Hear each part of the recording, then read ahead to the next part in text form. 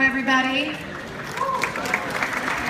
Hi. Thank you for being here tonight at TriBeCa Film Festival. We are going to do a Q&A with the director and some of the cast members.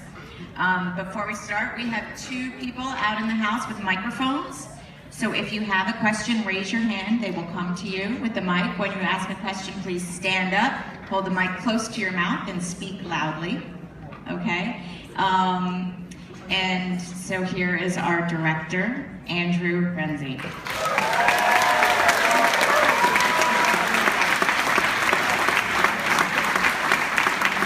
Thank you.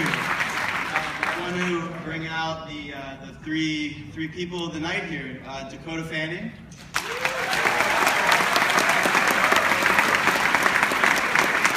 And Theo James.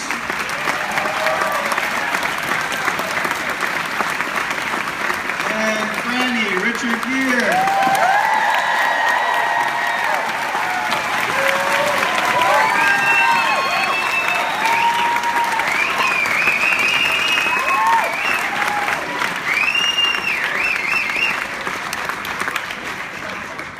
I'd also like to bring my producers out here. We have Jay Shuminsky. You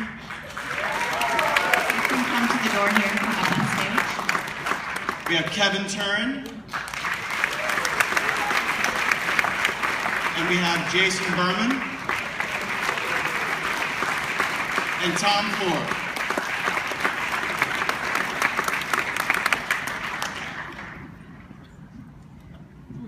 Okay, while they're making their way, let's see, do we have any questions? Anybody? Oh, okay, we've got one up at the top on the left. Hi. First, I just want to say great job to the whole cast and crew. Wonderful film.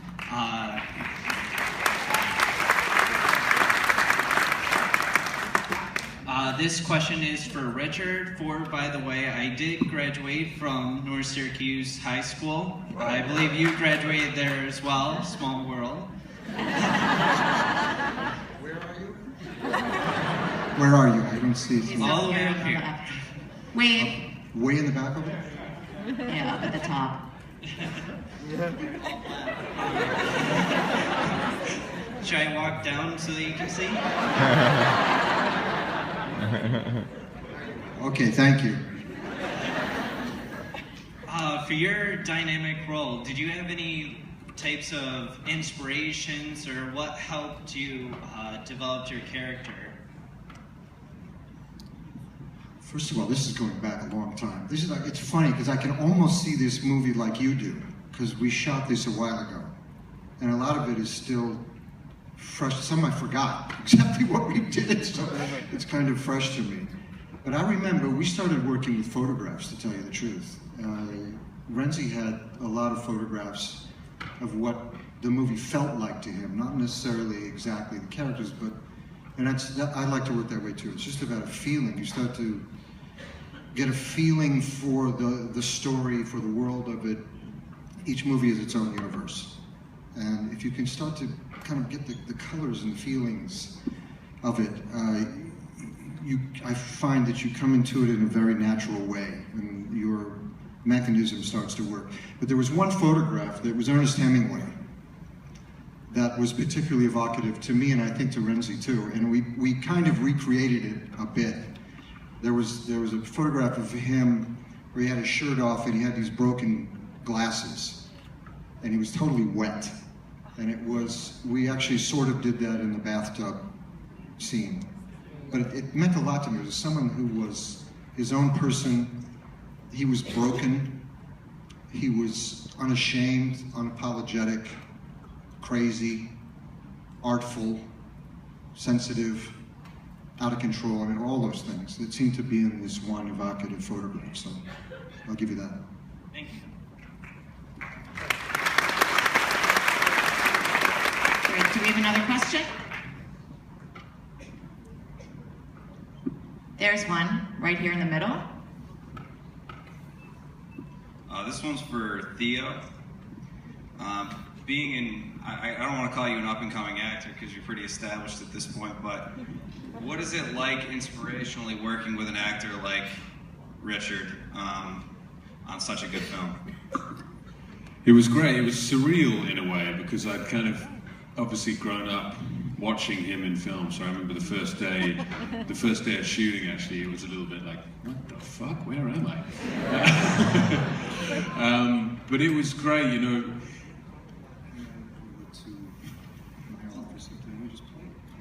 That's true, yeah, that's true, no, that's true.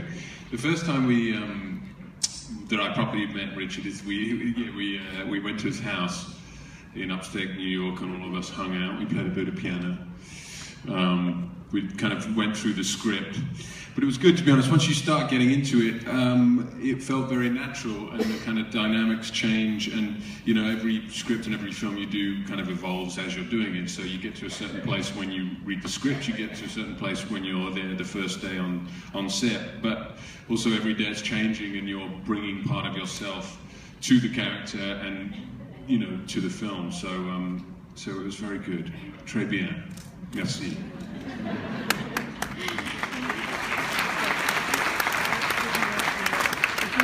Yeah, I just want to add something to that. That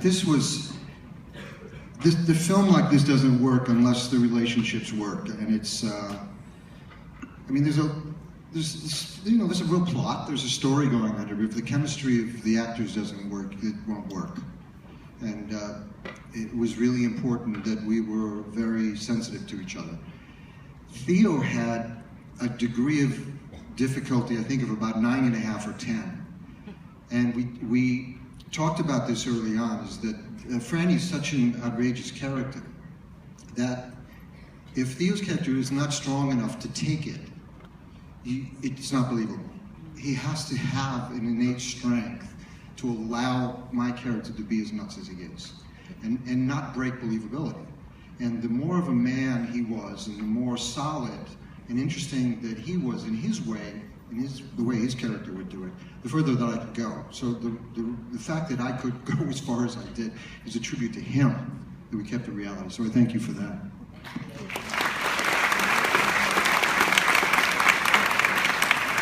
We have a question over here. Yes, Richard, did you find this one of your most demanding roles you've had to play? Because you had to change your personality so many times. You were up, you were down.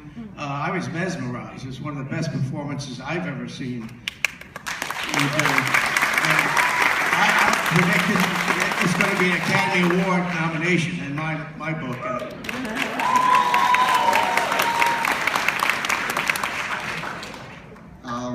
Yeah, you can imagine when I read the script the first time, and trying to make sense of this guy. And then I just gave up trying to make sense of it. And then we did talk a lot about this. I mean, we needed to know where he was moment to moment, but I think there's a lot about these kind of characters where you can't define them. They're not normal kind of people. They don't have jobs. They don't have normal relationships. It's hard to know why they do what they do, the forces of nature. You don't question the wind, you don't question lightning. It's just, it is. It comes and it goes. He's definitely somewhere on that scale of bipolar. It's hard to know the root of that, of where that comes from, but I think you have to be able to just trust that and ride it. And you know, once you're riding it, you direct it. I mean, Andrew and I worked really carefully on this to make sure, I hope, that it was believable. But allowing for as many dynamics as possible. So yeah, it was, for me, great fun playing this guy. We have another question over here. Hello. Can you hear me? Okay. Congratulations, first of all, to you guys. It was We really can't hear you. awesome. Can you speak Can up? you hear me? Yeah. Okay. First of all, congratulations. It was also really great to watch. I have a question for Andrew, for the director. I am from Philadelphia, so I loved watching this. What made you want to shoot this in Philadelphia? Well, I grew up there, and so the world outside of Philly and Philly was very familiar to me and very close to me. And you know, there was like, I mean, just on the story level, there was an element of just wanting to be home and explore places that were familiar to me, and also just sort of as I got older, Philadelphia became less and less of a home for me, kind of like Olivia's character, and so I was really able to kind of connect with that, where it's as I moved away and family moved away, Philadelphia was sort of a memory for me, and I think that she goes through that in the film, so it was really important for me to kind of capture that. And, you know, also just on a strictly like kind of personal level, just to make my first feature in my hometown was just like really a special experience for me, and it was just something I knew I wanted to do. I think we have some distinguished Philly guests here tonight, right? Some distinguished guests from Philly here We got tonight? some Philly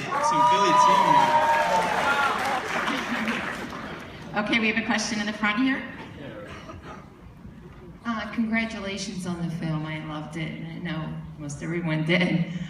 This question is for Richard. As emotionally and physically challenging as the role was singing a minor challenge for you? You did great. Singing.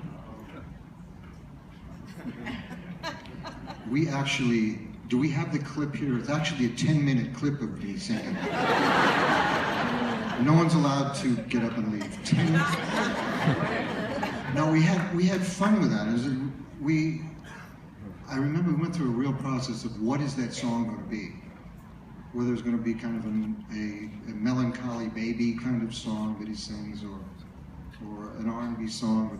We kind of settled on this because it was up and happy, and we felt it was important for the section of the film to be up and happy. I think the trick we were finding with it in the editing too was the more we made the film about them, the way it was cut, the song was about them and focused on it in the cutting, and not about my performance, but it was about enjoying them, the movie enjoying them, the singing enjoying them, that it worked in terms of our story. Thanks. I think we have another question here in the front. Could you stand up? Thanks. The film was fantastic, so congratulations to all of you. This is actually a question for Andrew. As a viewer, one of the things I found the most striking, or possibly the most disturbing during the film, was how close Richard's character Franny would get when he was having conversations, I think particularly with Theo. And it was uncomfortable as a viewer to watch, and it sort of added to the sense of unpredictability as to Franny's character. I'd love to hear, because I found it so evocative, what your thought process was when you were framing those shots and what you were trying to achieve. Yeah, you know, I think, you know, when I kind of conceived of the character, and also when Richard and I were speaking of the character, you know, I mean, I know these guys, you know, and like I think everyone kind of knows a Franny to some degree, like people that just don't understand personal space and just don't have any sense of like what's okay physically and all that, and you kind of don't know like what they're after at any moment. And you know, I think that it was just like, for me, it's really fun to put a character like that front and center, because usually they're like the crazy supporting character, you know, and I was really excited to have this kind of character be right there in front of you, because like you know that the next frame is going to be with them too, and you're like, what the hell is this person going to do?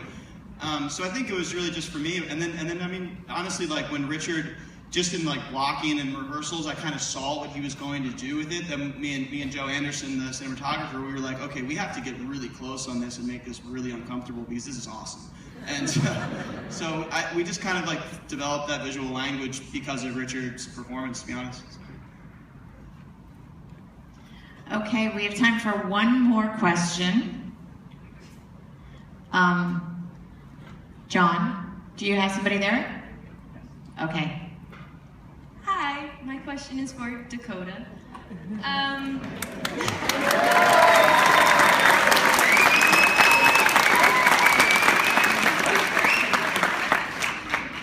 What was it like playing a character like Olivia? Well, I think first and foremost, the challenge of playing Olivia was that she's pregnant, and that is something I have yet to experience in my own personal life. So I knew that would be the biggest challenge for me, but that's kind of almost what I was most excited about, exploring that. I think Olivia, Andrew and I kind of really, if you look at her clothing, it's all very loose, it's all very comfortable. She's trying to create a very nurturing environment for her child. She's very protective of her stomach. So the stomach was really important to me, but I also didn't want it to be this like pillow that looks like it's just, easy to carry around. So it was actually really heavy, and it kind of affected the way I moved and walked and sat down. And so that was really important. And almost one of the most fun things about playing the character was getting to explore her being pregnant and what that meant to her. And I think there's so much chaos around her, and she's trying to keep a sense of inner calm for this life that she's growing inside of her, of course, to the point where, she can't any longer. But yeah, I think that's what I enjoyed the most. Well, thank you to the filmmakers